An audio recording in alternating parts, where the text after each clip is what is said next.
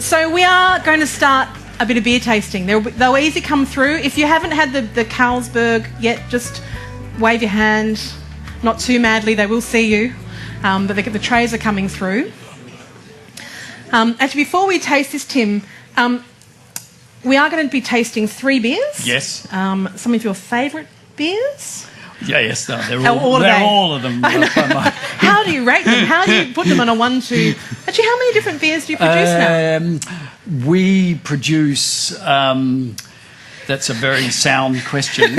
I think about 13. Oh, right. Yes. Okay. Yep. Okay. I'd have to do a quick tally. Okay.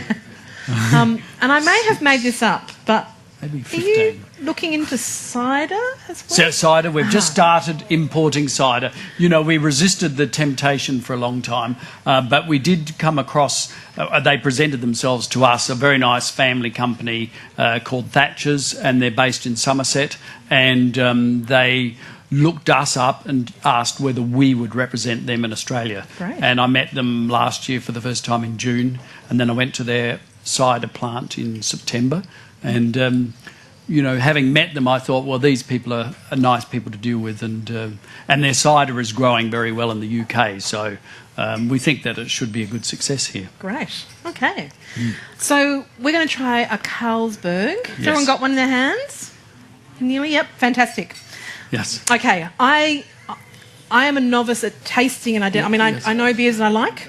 But it'll be really good for you to talk through with me and everybody about what we're tasting, what we're looking for in a Carlsberg beer. Well, most of what we experience is by smell. So a lot of the things we talk about are aromas, and because in terms of taste, it sounds a bit strange to say, but you're really only tasting sweet, sour, bitter. You know, it's very limited, and salt. So it's very limited what you taste on your tongue. But, you know, the flavour, what we often think of as flavour is because, you know, the molecules are evaporating and then we're smelling them in our nose. Anyway, so the nice thing about Carlsberg is it is a fragrant beer. We like, with our ales, we do have fairly fragrant beers. They're fruity, they're full of esters. Carlsberg has a good ester profile, what we call an ester profile, which esters are organic acids and... well, they're compounds that compounds that come from fermentation, and the brewers, as brewers, what we're trying to do is match those esters with the hop compounds to have a nice, balanced, fruity, floral, fragrant kind of aroma. And the only negative element, we always have to caution ourselves because often the winemakers make a positive out of everything. As brewers, we look for negatives as well as positives. And there's a negative in Carlsberg. Their yeast produces sulphur compounds, which are sort of slightly stinky compounds, you know. So if you get that, and there's not much of it on this, you know, but some of the fermentations you can get just a little bit. There's a benefit, though, of producing sulphur dioxide is it helps the longevity of the beer, helps the shelf life of the beer. Okay. So Carlsberg is, we make Carlsberg at 4.8% alcohol, so it's not a highly alcoholic. I mean, it's, you know, mainstream sort of full-strength alcohol, but it is, and it's 100% malt. That's another positive and another reason why we're very happy to work with Carlsberg, because we like making beers with 100% malt. And I can explain a bit more about that, but I better let you have a drink. I was going to sniff it and think of some sort of field of flowers until you mentioned sulphur. Yeah, it's only a slight negative. So the sweetness I'm tasting is actually an aroma rather than a... no, sweetness, we can get sweetness from the tongue. So the sweetness comes from the malt. So as brewers, again, we're trying to balance sweetness with bitterness. The bitterness comes from the hops. Carlsberg's not a particularly bitter beer. I think it's 18 or something like that. But whereas pale ale might be 24, for instance. So it's not a particularly bitter beer, but it's but being 100% malt, it does have some residual sweetness to it, and. I think it's they have a special formulation of hops that they add as well, or they ask us to add, and that formulation of hops does give it an aftertaste aroma, an aroma that you continue to experience after you've been drinking it, which is quite pleasant for us as brewers. This goes down very easily. Maybe a little. I'm wondering if there is I know we have a gender imbalance in the room, and I might be a little bit swaying on myself. This is quite a lighter beer. It's not so bitter, which means that it maybe appeals to a broader drinking population. Okay, fantastic. Yeah. What I might do is get the servers to bring the second beer around as we try this as well. Is there anything else we should be thinking about when we're drinking Carlsberg, other than making sure it's Coopers? We only got it after SAB Miller bought Foster's, and that was at the end of 2011. So we have had it since 2012, and the Carlsberg are a good company. They're the fourth largest brewing company in the world. But in terms of taste, I think that's about it. I think, other beers like Heineken and Budweiser and so forth are brewed with, and a lot of the Australian beers are brewed with either sugar or other things apart from malt, and so it tends to dilute out the flavour. So we do end up with quite a full-flavoured beer with the Carlsberg. Great. We can see these stout pies coming through now, which I think will be a good complementary food to go with the next beer we're going to try. I'm just going to keep an eye out for those other beers coming through. They are. I think that... Shall I explain the next one? Yeah, because I can be explaining it while it's coming out, if you like, Verity. What is the next beer? Mild ale? I think the next one's Artisan Reserve. I'm just going to look. Is it? Barbara? It's the mild ale. It is the mild, is it? Yeah. Okay, so we're going to talk about mild. Fantastic. I'll just thank you. Thank you very much. And Andrew, anytime that you want to bring the stout pies this way, Fergus. So, mild is a junior brother to pale ale. We do have pale ale on tap here tonight, as well as Cooper's Light. But I thought it would be good as a variation to the Carlsberg to talk about mild. So mild is a mid-strength beer. The mid-strength market in Australia is about 15% of the total market. The biggest performer is 4X Gold, which is very strong in Queensland and Western Australia. This is our approach to the mid-strength market. It's 3.5% alcohol. So it's brewed exactly the same as pale ale, but with less malt per unit volume in the brew house. So when we make a brew, we add so many. Normally we add 10 tonnes of malt to 25 tonnes of water, for instance. In Mild's case, I think it might be 8. That's a big homebrew. That's a big homebrew. So, but we did this mild in response to people asking could they have a lower alcohol form of pale ale. So, and it has worked quite well. Mild is we sell about just for your reference, we sell about 250,000 cases per month of pale ale, and in terms of mild ale, we'll sell about 40,000 cases of mild ale. Okay. Yeah. Okay. So.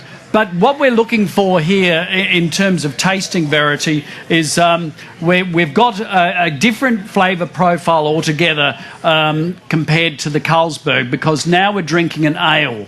And ales are fermented with top fermenting yeast. That means if you were to ferment in an open fermenter, which we don't do anymore, but in the old days that's what they used to do, the yeast would rise to the top, whereas lager yeast or bottom fermenting yeast falls to the bottom in an open fermenter. So it's just the way it's distinguished. And top fermenting yeasts tend to ferment at higher temperatures. So we ferment this at about 18 degrees centigrade, whereas Carlsberg, I think, starts at 11 degrees. And so you end up, the warmer the temperature, the more of these esters that the yeast is putting out during fermentation. So we do end up with a very estery sort of beer, mild being a little less estery than pale, and pale being a little less estery than sparkling. And just to remind ourselves, the esters produce these fruity, floral, fragrant sort of this flavours. Smells quite different Yeah, to the Carlsberg. Smells quite different. Yeah. Yep, more of those fragrant sort of characters. And has that ale texture Yes, as well. it does. Yep. No, good point. It does have and I think that's that's a combination of the balance between the malt and the hops. Okay. But the mouthfeel, by and large, comes from the malt. But it's a bit more bitter. You would have distinguished that, a bit more bitter than the Carlsberg. I think the mild, we have about 23 bitterness. And has a bit of a tang on the tongue. Like It that. does, Yeah. yep. Yeah. As we're enjoying these fantastic Coopers products, Tim, what is the best part about enjoying a beer for you? What does enjoying a beer mean to you, and what are the best parts of that?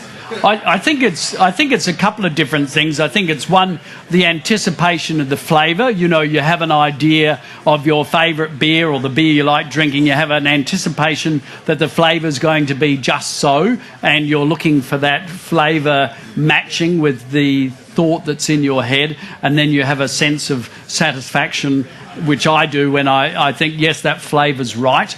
I think probably more importantly, it's the fellowship that we have when we drink beer with others, so the sort of conviviality. And, you know, I think the nice thing about beer is, by and large, people end up happy drinking beer, and they enjoy, you know, they enjoy talking with each other in a happy sort of way. Yeah. So I think that fellowship's an important element. That's right. I think people are going to pick up on that phrase of fellowship over beer, which is nice to be able to do that tonight as we're doing this as well.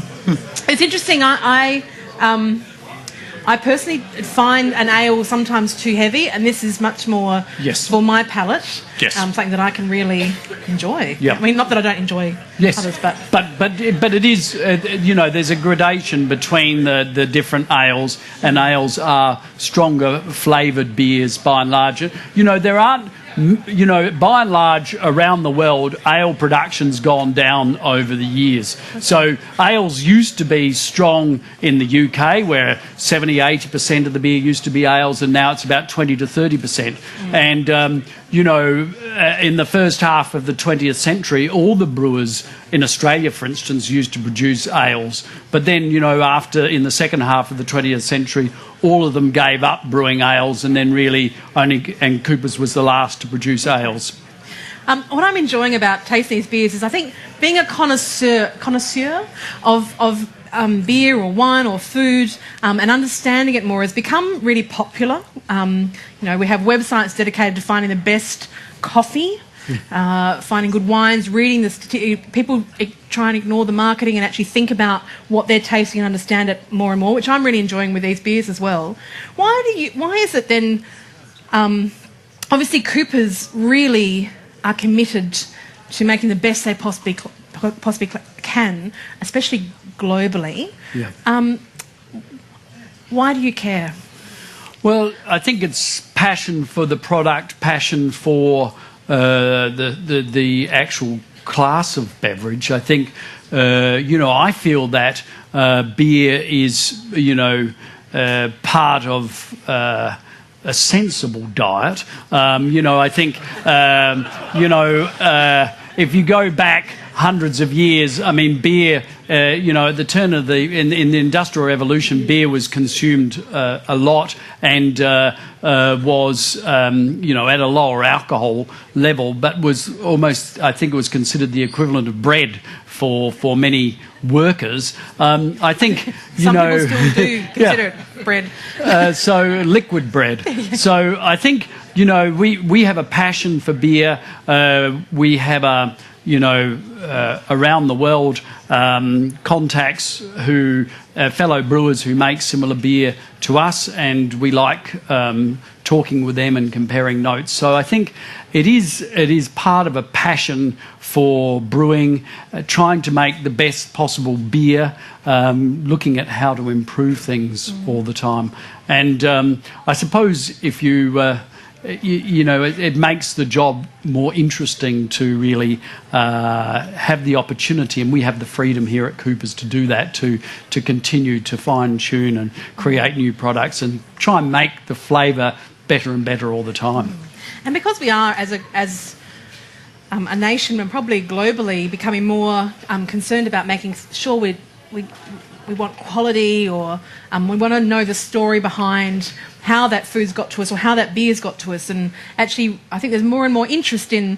I'm sorry that I've got my back to you, too. I should apologise. More and more interest in actually understanding the process of how that got to our plate, in a sense. Yes. Why do you think that is? Why do you think, generally, that's become more important for people? I think people are interested... I think there is a lot of interest in, consuming the right things to look after your health. There's more of a health-conscious approach to things, and people probably want to extend their lives, so they look for either doing that through medical intervention or through eating and drinking the right things. And part of that eating and drinking the right things means you want to pay attention to how the product was created. Yeah. I think... Excellent. I'm going to ask you a more question about that care you have in the quality of the beer that's produced here, but also your care generally for people too. While we're doing that, could the next beer come out too? Because we will go on to that third beer in just a moment, which is an Artisan Reserve. Artisan Reserve. Artisan, sorry. Yes. Artisan. No. It's a bit hard to... Artisan Reserve. It's a funny notion. We talked a lot about the name for this product. Okay. So, Tim, you obviously went into medicine initially. Yes. Because you genuinely had a care for people. Yes. Thank you. Thanks. And part of that care is enjoying the good gifts and actually thinking about how people can improve what they're experiencing. Yes. I wanted to understand a little bit more about what you think. I'm going to bring this into Jesus because the Bible talks specifically about abundant life. And Jesus actually said, I came to bring life and life in abundance. Yes. I think some people can sometimes misinterpret what that abundance means. Why do you think God wants us to have the best in life?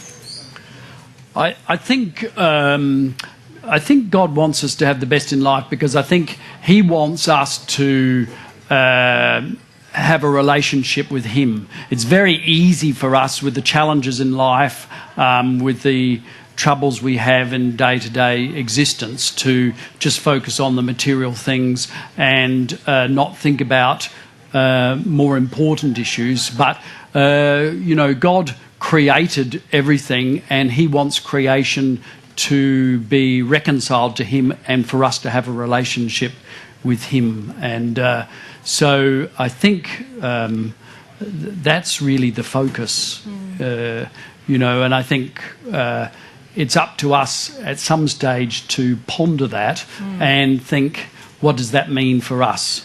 Do we choose to understand Him and have a relationship with Him in order to bring fulfillment to our lives? Because I think people, will tell you, very wealthy people will say, oh, well, I've got this and this and this, but I'm not happy. So, and you hear that story repeatedly. Yeah. So you've obviously been able to experience the best from God, both as a brewer and a Christian. Yes. How How has that experience sort of lived itself out in your life? You know, looking at people who are enjoying and the abundance that God offers, and you have the great security of Coopers as well. Yeah. How do you think God has shown you to be able to experience the both being a brewer and a Christian? I think probably I'd extend it to include my time as a doctor as well. You know, I think whether it's working as a brewer, whether it's working as a doctor, you do have a lot of challenges in life. There's daily challenges and at times more significant challenges. And, God gives us those challenges to help us grow, and we're given the opportunities to deal with them. And I think in my working life, when I look back on what I went through learning to be a doctor and then working as a doctor, and then subsequently the challenges I've had working at the brewery, I think that when you turn to God and ask for his assistance, so many times you know and realise that you've had his help. Yeah. And I think that's what makes a difference. Yeah. Fantastic. I'm going to ask you a few more things about those challenges, because I think sometimes we avoid talking about them. But before we ask the challenge, I want you to talk me through this beer. Beer, yes. So talk us through this. We're going to, again, go for the aroma. The aroma, yes. Or the ester? So, yes, the esters. This beer will have... this is a lager beer again. So we're back to a beer that's been fermented with lager yeast or bottom fermenting yeast. And the bottom fermenting yeast, the lager yeast, will produce less esters. However, this is a stronger beer. I should warn you, this is 5.5% alcohol. So it's we've got it in our so-called craft range, which is Thomas Cooper's Selection. So the first one we brought out, if you ignore vintage, which we've been doing for quite some time, since 1998, in 2012 we brought out Celebration Ale, which is a very hoppy type of, not quite American pale ale type beer, but it's a very hoppy ale. And to contrast with that, we've produced this lovely Artisan Reserve, which is an unpasteurised lager or pilsner. A pilsner is a 100% malt beer, so again, this is a 100% malt beer, and with the higher alcohol, you do have more of the esters, and we've got 4 different types of hops in this. 2 of them German Hallertau tradition, Hallertau Hersbrucker, and 2 other hops which we're not talking about because my fellow brewers think that it's important to keep some secrets. So give me 10 minutes, we'll see if we can get them out. It's got a pretty nice hop character to it. So again, I think we're saying that the aroma is like freshly cut citrus, lime and orange peel. My fellow brewers come up with the flavour and aroma characters, and I think the balance is again between the 100% malt providing the sweetness and the bitterness from the hops being balanced with that nice citrus hop aroma.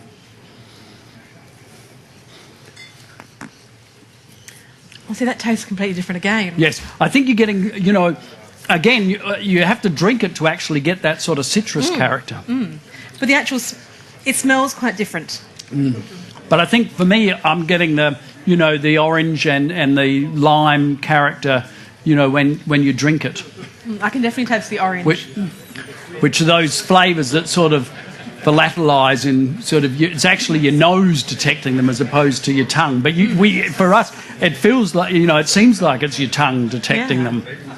I know sometimes if I try a wine, they go, can't you taste the nutmeg and the chocolate? And I think, no, I can't.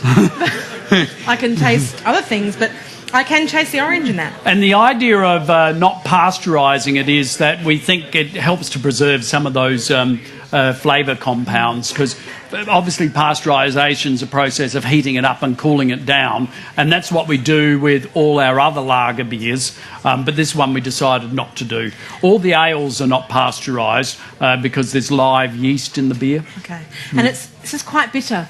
This one is quite bitter. This one is 30 BUs, so it's much higher bitterness, about the same bitterness as sparkling ale, but of course the alcohol is higher, so it's 5.5, and sparkling ale is 5.8. So you need the bitterness to go up with the strength of the beer. Okay. I think it's really interesting. There's 3 beers that come out looking relatively similar, taste so different. Maybe I shouldn't have said that. It probably will never be a big seller, but it creates a bit of interest, and it's nice to have something different in the marketplace. Absolutely. And now, Tim, just before we were talking about challenges, and I think it's fair to say that I'm sure there are challenges in a variety of different ways that you have been through and Coopers has been through. It's probably worth us talking about one of them. In particular, it's probably the most high-profile and public challenges that Coopers has had. In about, was it 2006, 2005? 2005 was the Lion Nathan bid, of which I think the proud South Australian came out in all of us and was, even though we may not have been standing on this ground, we were behind Coopers to say, you are South Australian. Don't give up. Don't give up. How did that challenge affect you personally? I think it was very challenging. I think one of the toughest times, or the toughest time that I've had in the 24 years I've been at the brewery, because it's an intense process when you go through a hostile takeover bid, because we'd already been having these skirmishes with Lion Nathan, and I mean, I'd love to have 10 minutes to describe it all, and I'd probably end up taking half an hour. But, we were battling with them legally from about 2002 onwards, where they'd had a change of control, and it meant that we could, when they sold nearly half their shares to Kirin of Japan, and it meant that we could, as a result of that change of control, change our constitution. And when they realised, which would have stopped them from ever being able to own shares in Coopers, because we have a clause in our constitution saying that other brewers are not allowed to own shares in us, which is a pretty good barrier to entry. But unfortunately, Lion, because of a long-standing arrangement with South Australian Brewing, and Lion bought South Australian Brewing, meant that they had this opportunity to buy shares in Coopers if they wanted to at some future stage, and if they got the opportunity to. So we wanted to get rid of this, and just as one day before the judge was going to hand down his decision on the 2nd of September 2005, on the day before, Lion Nathan announced their hostile takeover bid to try and stop it. Anyway, it became very hostile, and they threw everything at us. There was a lot of anti-Coopers stuff in the media, generated by Lion, and they threw, I think it was 12 different legal cases at us. In the end, we won all of them, apart from stopping an injunction against us. But you have this intense process where you're dealing with the lawyers, the chartered accountants, the merchant bankers, and the media on a daily basis. And I must say, it's not a lot of fun. Yeah, it's quite challenging. In the last week, and my dear wife Barbara is standing somewhere, in the last week, Lion Nathan came out with a full page just before, 1 week before the vote, which stopped it, stopped the bid. Lion Nathan came out with a full page ad saying all sorts of terrible things about me and my father and so forth. And Barbara would get the Advertiser and the Australian, she'd say, one day she'd say, don't read that, read this, read the Australian, don't read the Advertiser. And then on this next day she said, oh, it's even worse. And I said, well, what's Lion Nathan saying about me now? And she said, no, they've mentioned me now.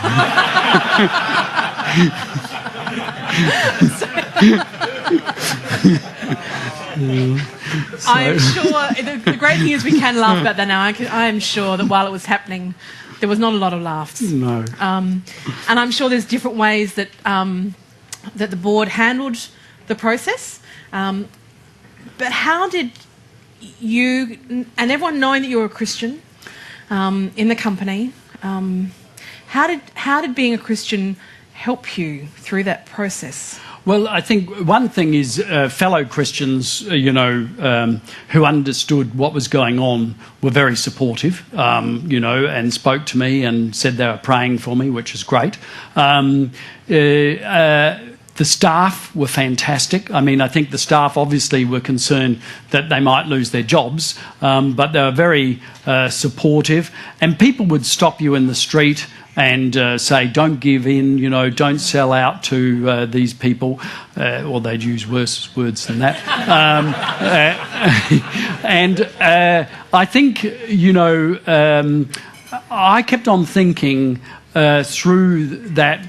It's funny, kept on thinking through that time, which was a really tough time, that I had seen, even though that was very bad for me, I'd seen worse things when I was working as a doctor and seeing how people suffer. And I thought, well, really, every now and then, or every day ideally, you should remind yourself, actually, this is bad, but we've got to keep a focus on what's more important.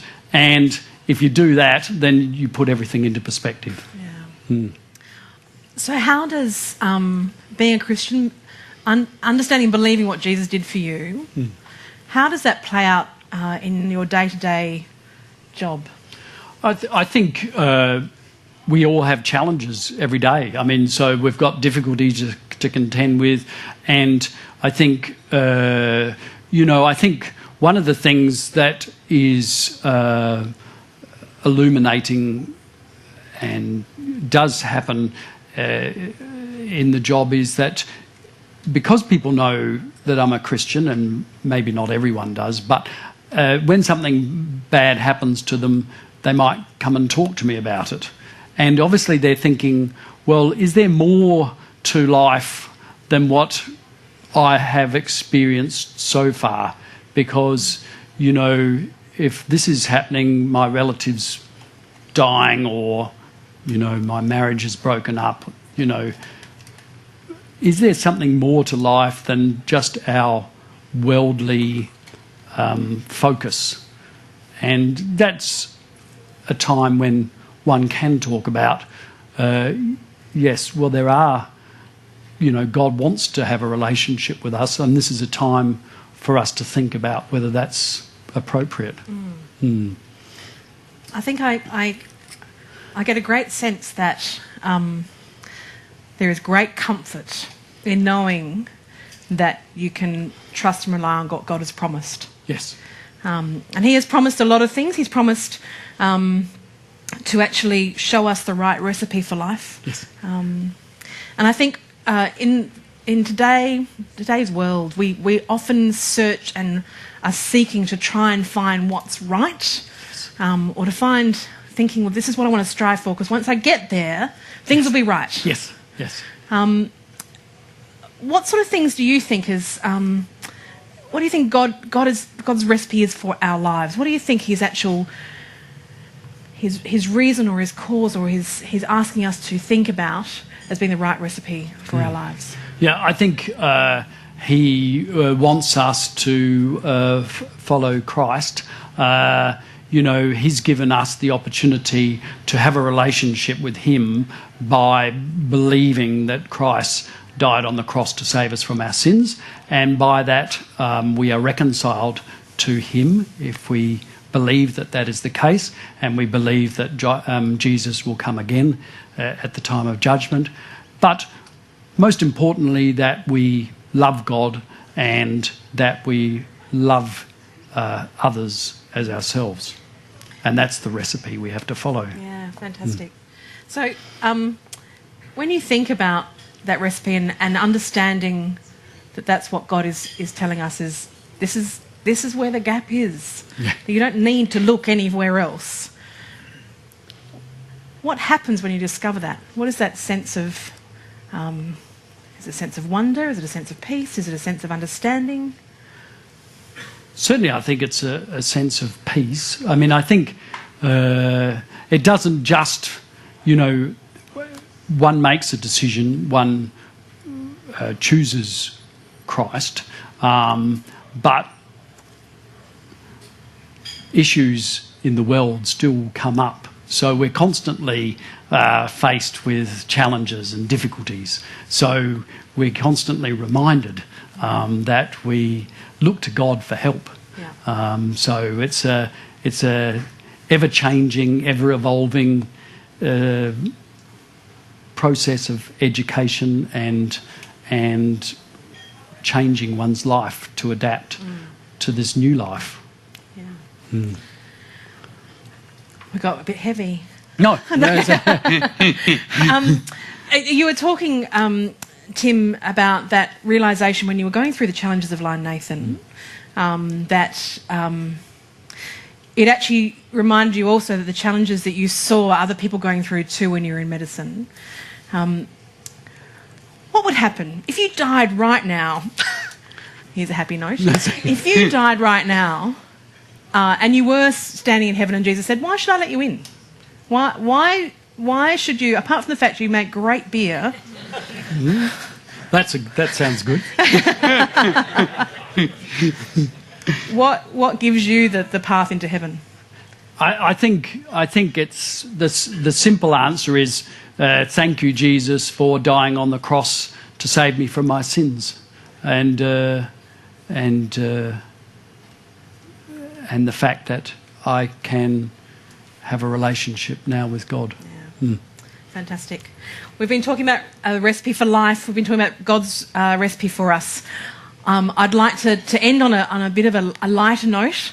You obviously have told us two of the hops content or the information about of the beer, and you won't reveal everything, and we're not going to ask you for every recipe of Coopers. But can you give us an example of when the recipe has gone wrong? When the recipe's gone wrong. A couple of things spring to mind. One, when we built the new brewery here, totally predictably, the first several brews we had to pour down the drain because they weren't going to be quite right for the consuming public. And we still had construction workers on site, and they would say to us, no, don't pour it down the drain, just put it in some tank and we'll drink it, so you don't have to waste it.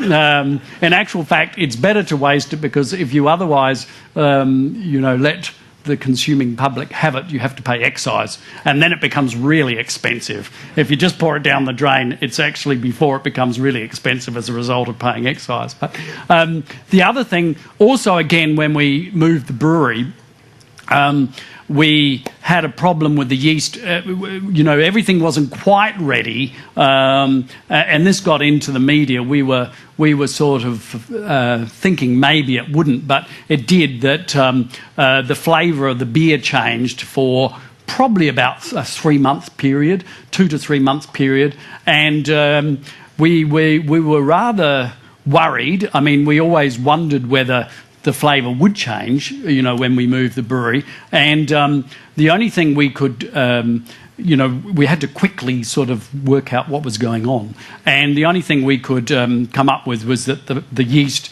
really hadn't travelled very well from, or we haven't looked after it as well as we could have on the way down from Leabrook to Regency Park. Well, that's the way we explained it. But in actual fact, we had problems with refrigeration system and our CIP system, the cleaning in place system. So it did take us a while. We had to grow all the yeast up again, and then we got through that sticky patch. We said people could bring their beer back if they weren't happy. Not many people did bring their beer back, actually.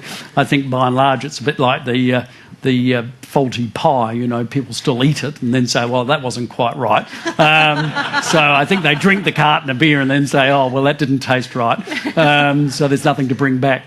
But, so those are the two main problems we've had. I think after that, things have sort of settled down, and we've, doing pretty well now. Yeah. There was definitely a sense when you come along South Road and you see the Cooper sign of going, oh, I'm getting close. But thank you for sharing the challenges of that the transfer from Leabrook, wasn't it? Leabrook, yes. We were 120 years at Leabrook, wow. And then we've been here now since 2001. Fantastic. We've heard lots about you and Coopers and the importance of Christ in your life. I thought it would be really great for us to open up to the floor for questions. I'm sure there's people who want to find out how to make their home brews a little bit better or ask particular questions. If you have a question, just pop your hand up. Craig is walking around with a microphone. Tim is happy to answer questions. Yes. And I should remind people that although we've had this tasting, we still do have pale and light on tap. So feel free afterwards to continue. Fantastic. Thanks, Tim.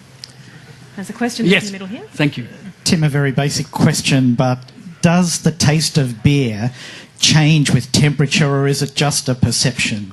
It's a good question. Many brewers will say to really taste the beer properly, it should be at 8 degrees. We don't like that because the beer to us tastes rather warm at that temperature.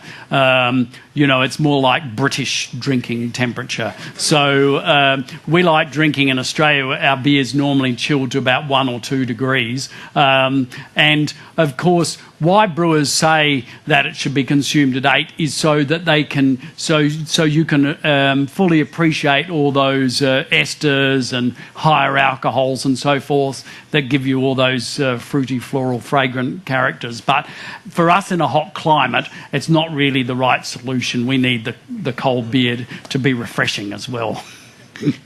So, but I should also add that, we try and keep beer. We're fortunate here we've got air conditioning in our warehouse. It's evaporative air conditioning, but it's important to keep beer cool because it does age with heat. So if you're storing beer for a while, it's better to keep it in cool conditions. Craig's down the front here. Just wanting to know why you've changed the bottle shape. Yes, that's a really sound question. This is actually, since I came to the brewery in 1990, we've now changed it. I think this is our 5th time. We used to have, up until 93, we had the hand grenade bottle or the Mark I stubby, the Echo bottle, which sort of had that funny shape. Then when those bottles were running out, because South Australian Brewing made the decision to change to the Mark II stubby, and which was when they brought out Eagle Blue and Eagle Green and so forth. Then we went to the CUB bottle. We bought glass from CUB. We had that for about a year and a half. Then we went to the Tooheys bottle when we were having these discussions with Lion Nathan, and we had that for about 6 years. Then we brought out our own first reverse taper bottle, and then the next one in 2008, the second reverse taper bottle. Now this one, this taller bottle, still got 375 mils in it, and we can blame Coles and Woolworths because the retailers want a certain pallet height, and to get enough cartons onto the pallet, we had to make the bottles narrower, which makes them taller, which we think also has the benefit of them looking elegant. But it does take a bit of getting used to. But it means that we can get 78 cartons on a pallet, whereas the pallets used to be higher and they'd have only 70 cartons on the pallet. And it's all to do with the automatic stacking systems that they've got in Woolworths and Coles. And we thought it was going to be something to do with the flavour of the beer. No. But it's worried a lot of people because they think they're getting less beer, but then they look on the bottle and see it's still 375 mils. Because ever since Cascade dropped the volume in their bottles, then people got worried that we were going to do the same thing. There's a question up in the back corner. Hi. Rolly? Hi. Rolly. G'day, Tim. Your chief financial officer recruited me to start home brewing, and the beer fizzes, but it doesn't have a head. I was hoping you could talk through a little bit of the science of the head on the beer. Yeah, it may be the temperature of fermentation, Rolly. So, the yeast at the end of fermentation liberates, as it breaks down a little bit, it liberates proteolytic enzymes, which then break down some of the head-forming proteins. So that's a scientific answer to a problem which is not so easy to resolve.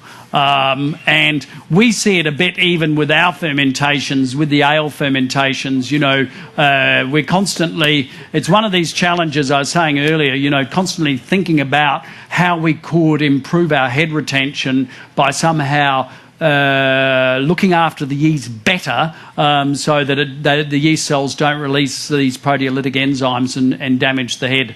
Because as brewers and as beer drinkers, we love having a nice foam and lacing on the glass. So it's all part of that enjoyment of a beer.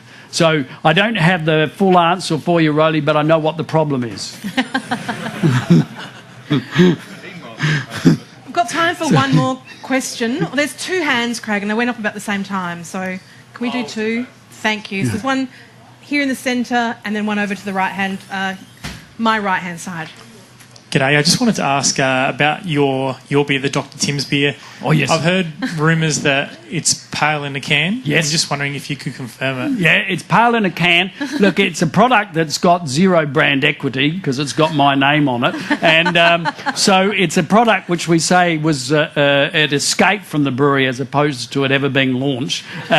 When I have to quickly explain, because otherwise people think that I proudly put my name on these cans, and that's how it came about. What happened was that I think in the late 90s, we were trying to do experiments with fermenting pale ale in cans, bearing in mind that the beers, whether it's in the keg or in the bottles, the ales are pale and sparkling there and mild. The beers are fermenting still in the bottle for the next 2 or 3 weeks. And when we tried to do it in cans, we ended up with all sorts of funny flavours. And so I said, we had to give up. I mean, there were technical problems that we had to get over, and some of those we could address.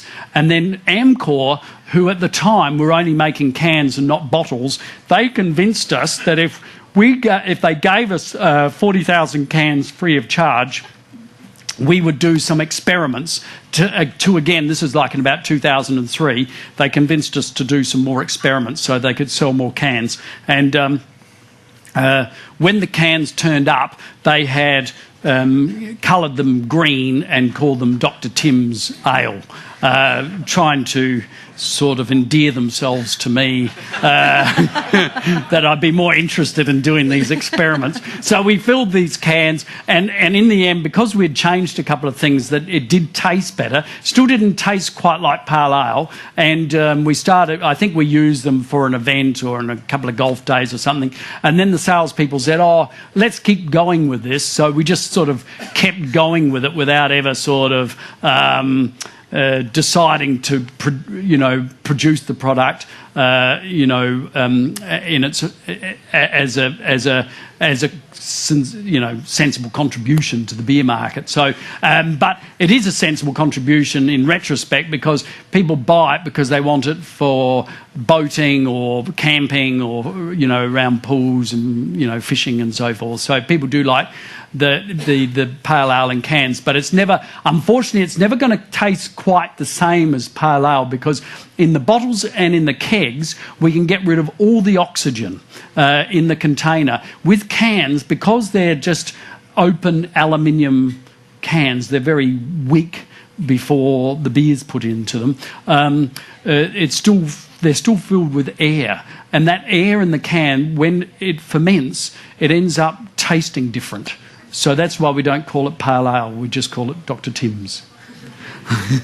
That's interesting. Yeah. I think there was one more question, final question, just over to the right. Was there still a hand up?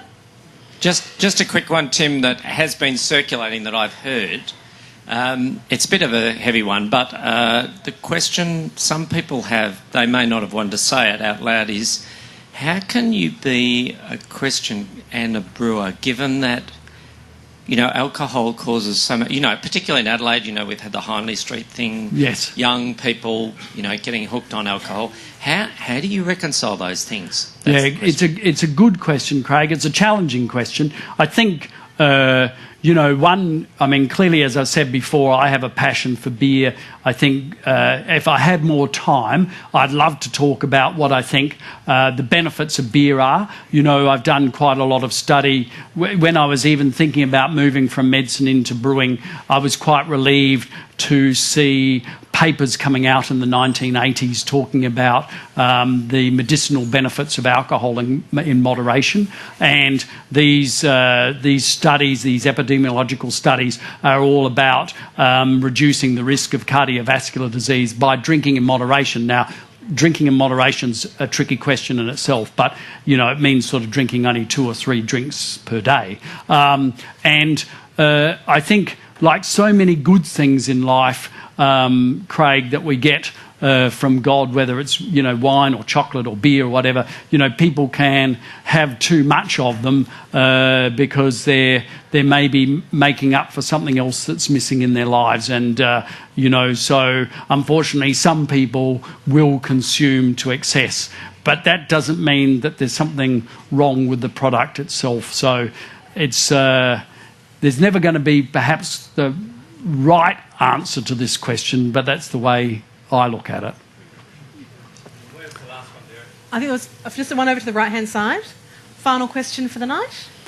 So you've got one stout, the best extra stout, on tap, or you can buy and bottle, but the homebrew, you've got a stout and then you've got your Thomas Cooper selection. Would you ever be adding an additional stout in a bottle or on tap?